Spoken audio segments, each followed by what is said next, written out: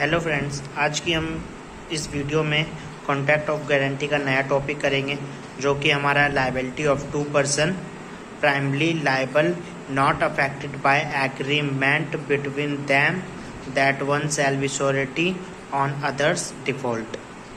तो इस contract of guarantee का आज का नया टॉपिक है।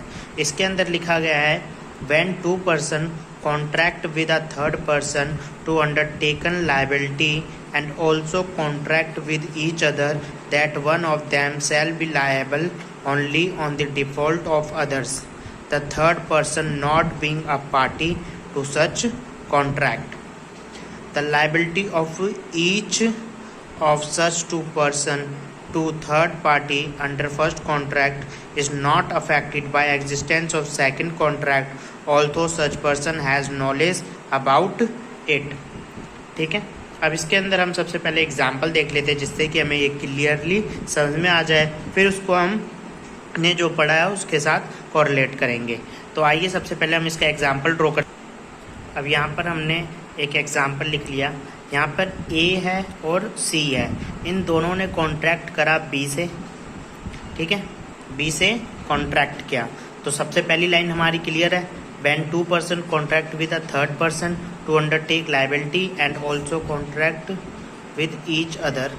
ठीक है, अब इन दोनों ने कॉन्ट्रैक्ट किया बी से।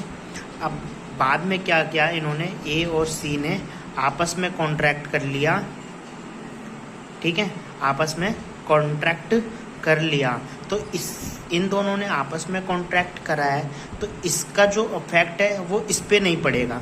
यहाँ पे लिखा गया है, each other that one of them shall be liable only on the default of other, the third person not being a party to such contract। ठीक है, अब जैसे कि इसके अंदर ए और सी है और इन्होंने बी से कॉन्ट्रैक्ट किया था। इन्होंने मान लो बी से क्या लिया, लोन ले लिया। ठीक है, इन्होंने बी से लोन ले लिया, तो रीपे कौन करेगा, ये दोनों करेंगे।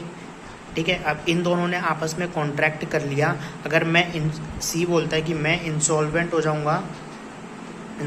जाऊंगा तो तुम भर देना। ठीक है, तो इन दोनों के कॉन्ट्रैक्ट करने पर इस कॉन्ट्रैक्ट पे कोई एग्जिस्टेंस नहीं पड़ेगा, इसमें यही लिखा गया है। ठीक है, तो अब हमारे दूसरा जो ये है, the liability of each of such two person to third party under first contract is not affected by existence of second contract। second contract होने का first contract पर कोई प्रभाव नहीं पड़ेगा। although such person has knowledge about it, अगर B को ये knowledge है या नहीं है उससे कोई फर्क नहीं पड़ता। तो हमारा क्या है, A और C B से कॉन्ट्रैक्ट करते हैं, लोन लेते हैं, तो ए और सी को रीपे करना है। लेकिन ए और सी ने आपस में कॉन्ट्रैक्ट कर लिया कि हम आधा आधा रीपे कर देंगे, या मैं इंसॉल्वेंट होऊंगा तो तू कर दियो। ठीक है, अगर मैं नहीं रहा तो तू कर दियो, मैं तेरे को दे दूंगा। ऐसे कई से केस हो जाएंगे हमारे पास। ठीक है, तो ये इससे इस पे अफेक्ट नहीं पड़ेगा। तो ये हमारा क्या होता है, liability of two person primarily liable not affected by agreement between them that one shall be surety on others default. ये हमारा कॉन्ट्रैक्ट ऑफ गारंटी का नया टॉपिक था आज का, जो कि हमने समाप्त कर दिया है। अब इसको आप सब अपनी नोट्स कॉपी में नोट कर ले अच्छी तरह, जिससे कि पूरा क्लियर हो जाए।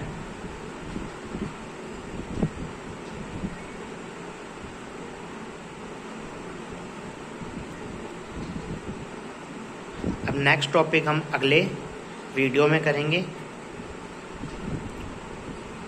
ये नोट कर लीजिए। And thank you.